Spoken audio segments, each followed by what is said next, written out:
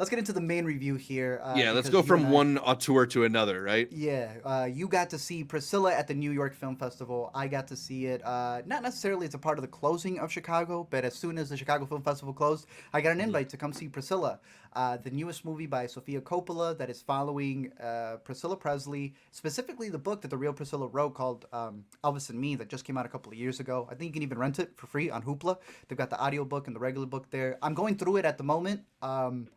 But going into the movie, I knew it was gonna look great. I knew the gowns were gonna be like decked out because I think it's who did they got for this? They had like this was one of those movies at the end where you just saw them give shout outs. They didn't give the producer credit like they did with the Almodovar short, but I think it was like Chanel. They had them decked out and they reenacted magazines. They reenacted album covers, their photo shoots, and then they start reenacting her like 16-year-old Sweet 16 birthday cards, and that's when you realize what this movie's really getting at about how young she ended up being courted for this relationship Mhm. and how much she felt kind of like a prisoner being in the Elvis household. Yeah, absolutely. It's the ways in which a young girl can be made to uh adopt the roles of like a grown woman Yeah. based on how society views her and wants to treat her, and it's done in such like a really interesting like I, I want to say like uncommented on kind of way. I would almost wanted to say non-judgmental, but that's the wrong word to use. It reminds me of how there's like a frankness to the sexism and racism in a show like Mad Men or something like that, Mm. where they're not trying to give you like shoot it in a way or set it to a musical score that's like this is how you should feel about this moment. It just sort of shows you how bizarre or like you know uh inappropriate her situation is, Yeah. and just kind of plays it plainly for you to experience how sort of disorienting it must have been and how inappropriate it feels. Like Lovers Rock, I think, where you're comparing. There's that scene Yeah, in the Steve McQueen movie where they're like partying the whole time. They go out for like a smoke or a break, and they have this very awkward interaction with a cop, and then they just go back to it. They don't make it that, but they showcase exactly. it to you a little bit. Okay. Exactly. Like there's a subtlety to it that even though it's not like hiding what it wants to talk about, it's not hitting you over the head with it either that I appreciate. And it's similar to the tone that we get in most Sofia Coppola films because she's not a filmmaker who will have her characters just go out and say it or make some Yeah. kind of big dramatic speech. She's really good at just showcasing their emotional state through juxtaposing them on these like opulent places. You know, she's obviously like the best filmmaker we have at showcasing the inner lives of women who pretty women who are exist in worlds of privilege, right? Yeah. um Isolation. yeah, the isolation of that, totally. There's a Roger Ebert review of Marie Antoinette, a previous Sofia Coppola film that was going around, and I read it, and it struck me just how good of a review it is of Priscilla as well. He says Yeah. this is Sofia Coppola's third film, centering on the loneliness of being female and surrounded by a world that knows how to use you, but not how to value and understand you. It shows Coppola once again Damn. able to draw notes from actresses who are rarely required to sound them. And it's crazy, you know, Ebert wrote a perfect review of Priscilla 20 years Oh before man. Priscilla came out. That's insane. Yeah, because they ain't writing that right now. Roger Ebert. Damn, that man had a way with words. No, there was also a through line going back and like I've been trying to rewatch her filmography because Alina hasn't seen a lot of her movies. I think like Mm, literally The Bling Ring was the one of the first movies when we started dating that we saw together, and nice. we never got back to see a lot of her older ones, including this one. But in researching this movie, there was a lookbook that she's been putting out, which looked really crazy. And it goes through her entire career for Sofia Coppola. And she talked about how in Marie Antoinette, she kind of like follows her character based on her hair in particular, and Mm, how her hair is styled really puts you into the mind of the character. Dude, Priscilla does that beautifully yeah. because there are moments where obviously when she's living with Elvis, she is told what colors to wear. And you see that juxtaposed whenever he's gone, that she gets to kind of like wear the blue that she wasn't allowed to, or I think the pink she wasn't allowed to. Mm-hmm. And then when he's back, she kind of has to switch it off. And there's like, you just follow that through the clothing, and it's this idea of like, yo, she's got every single aspect of this production, down pat. But it becomes so subtle, like you're saying, that we had a couple of people from our press screening who were coming out going like, they wanted to see more from her, and they wanted to see this. And I feel many times we look back on these movies with a big 2023 lens, not realizing like, no, you can't change what it was like.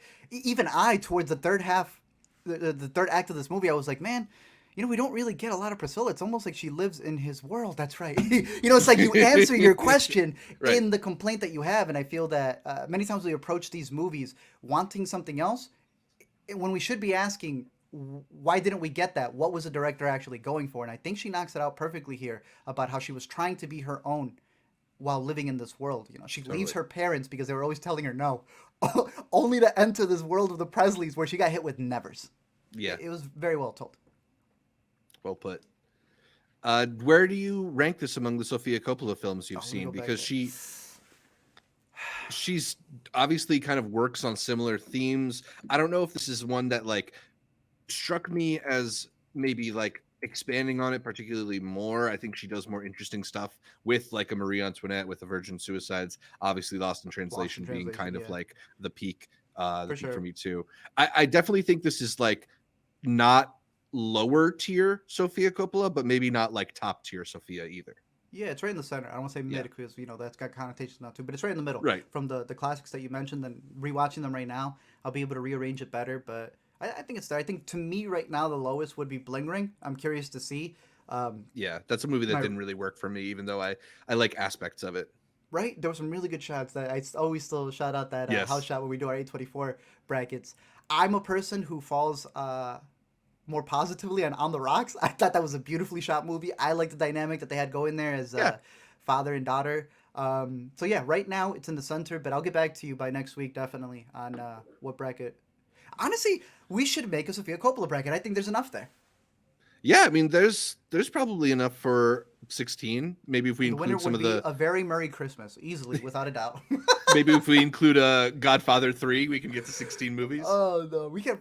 Was she AD on that? She was just the actress in that. Yeah.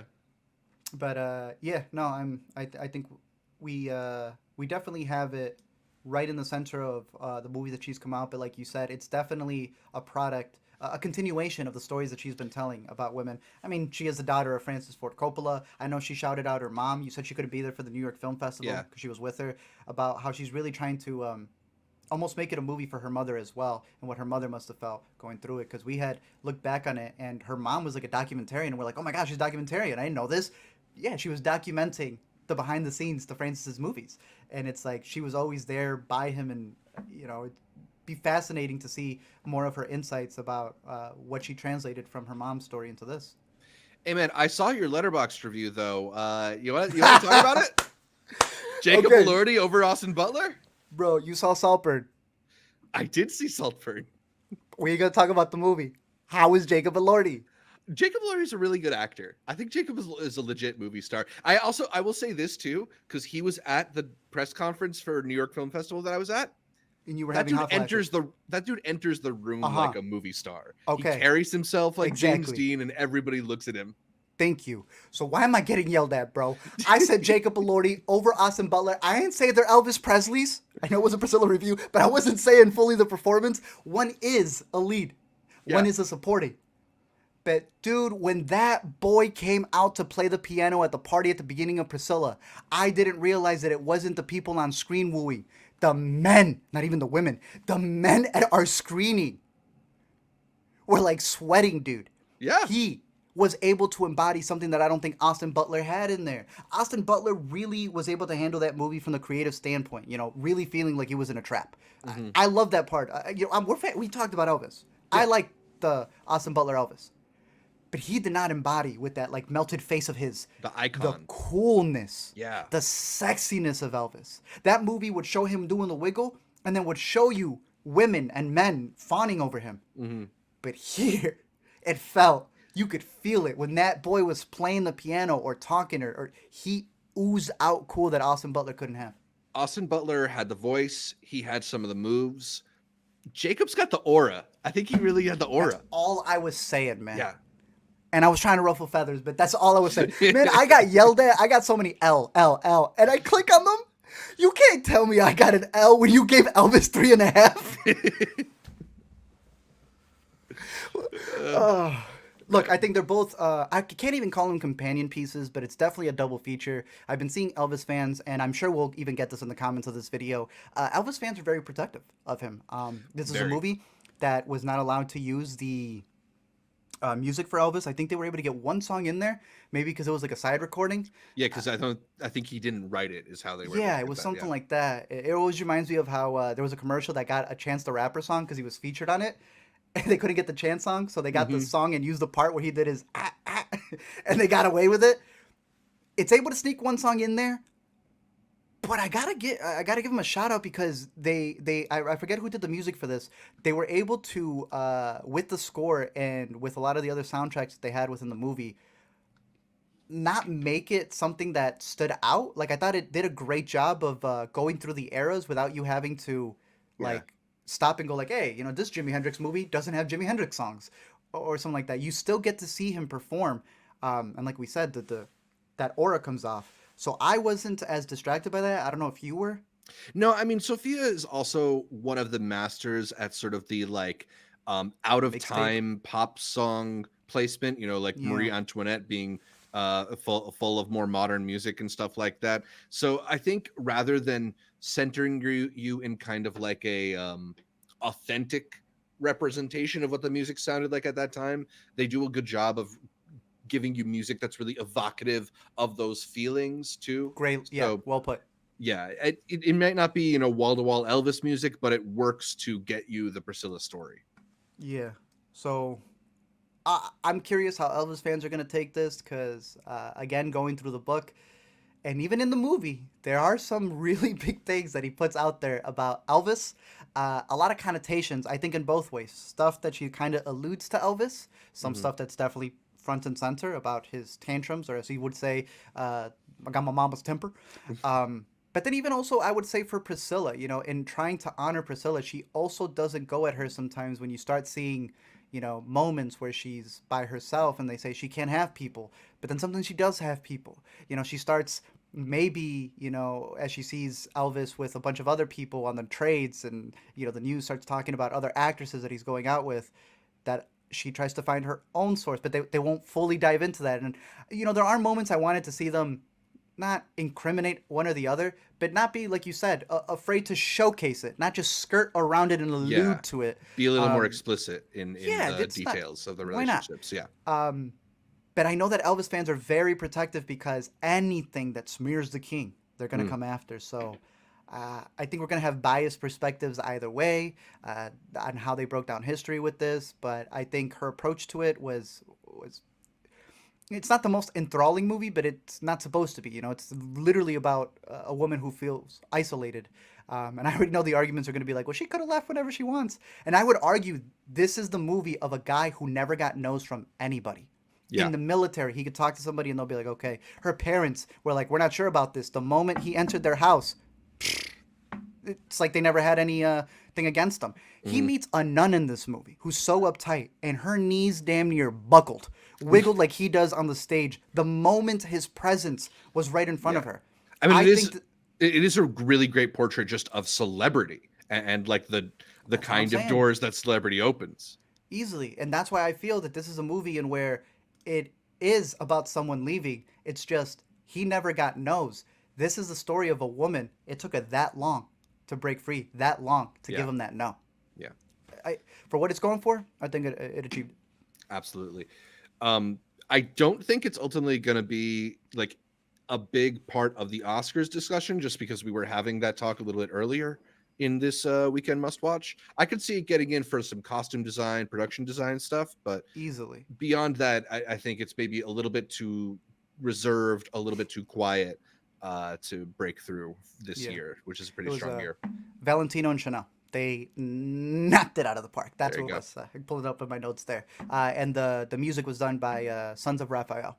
I feel like they sound a little familiar. They probably done some other Coppola stuff, but good stuff there. Another Is credit would have that? been her brother, Roman Coppola. He was on there as producer and second unit, so call it a Huh. family affair, if you will. I agree with you. I think the costumes definitely, in terms of Oscars. I will say, he's got this line where he says, "I'm gonna be a daddy." I can't wait to get that clip in HD.